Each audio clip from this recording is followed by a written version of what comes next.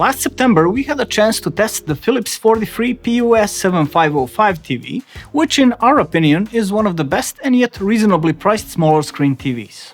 It made us very curious whether the 50 and 55-inch versions of this model were just as good, since larger models within the same series may not necessarily have the panel of similar quality or even the same type.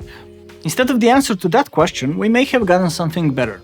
A chance to test the PUS7805, a model very similar to the 7505 series, but which also adds the Philips Ambilight feature, which makes it even more interesting. The price of this model is around €670, so it belongs somewhere in the middle of available 55-inch models, both by price and by its specs and features.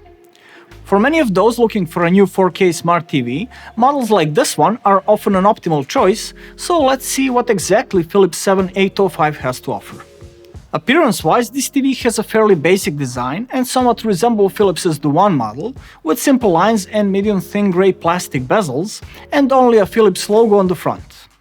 Even though a metal frame would look much better and more elegant, the build quality is fairly good, so the plastic is firm and the TV's frame appears solid with no flexing. The stand is made of two flat bars which make contact with the surface. Those are also made of plastic with a metal base and a texture on the outside which looks like stacked metal plates. As for the back of the TV, it's fairly clean looking with a rough textured plastic, and the only thing that will catch your eye is the line that follows the top and side edges of the TV with 41 LEDs in it. This is the three-sided Philips Ambilight with 10 diodes on each side and 21 in the top row.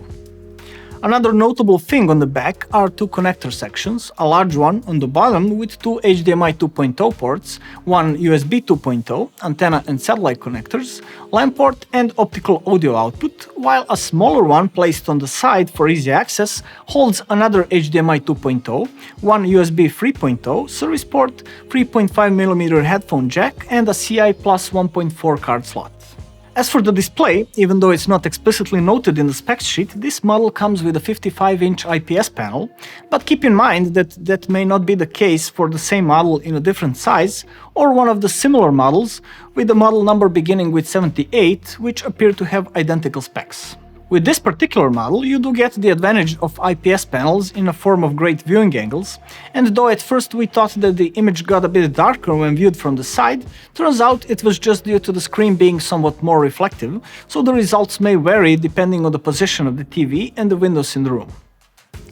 Maximum measured brightness was 401 nits, just enough for a basic HDR400 standard, while the black level was measured at 0.3 nits, typical for IPS panels, which is probably the weakest point of this TV if you intend to view it in a dark room.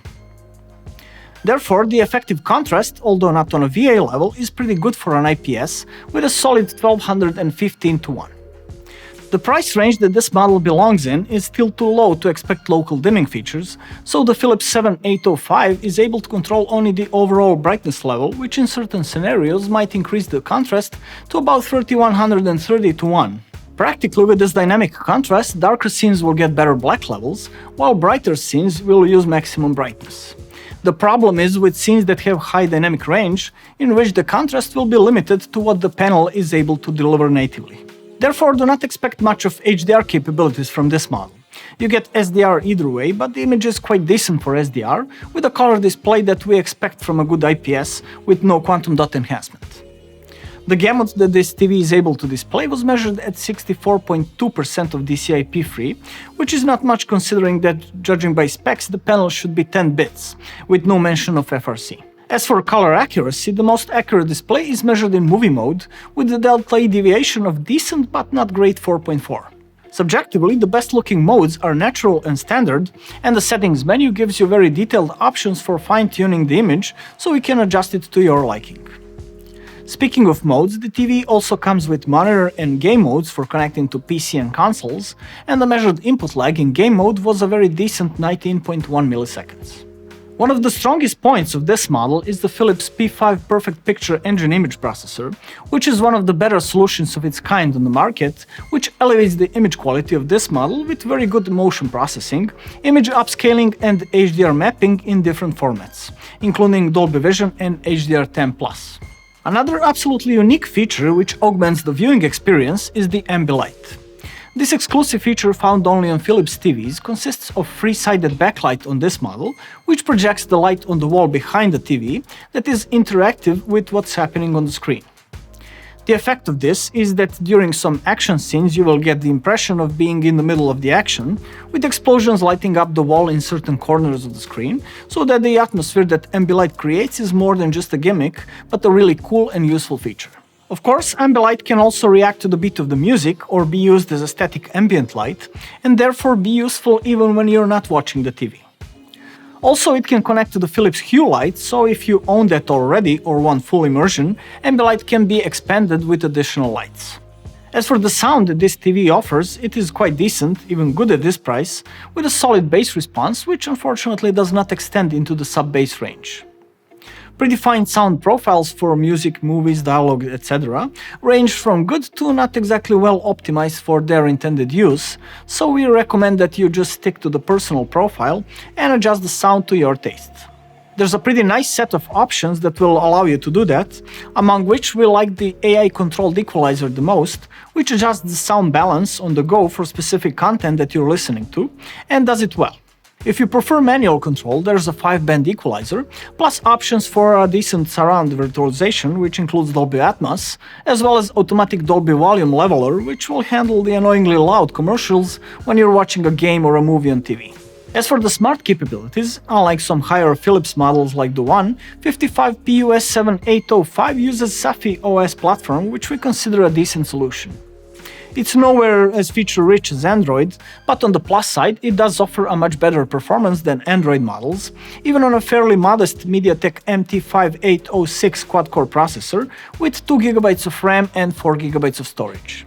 In use, we would say that SAFI falls somewhere between Panasonic's awful My Home screen interface and Hisense's Vida U.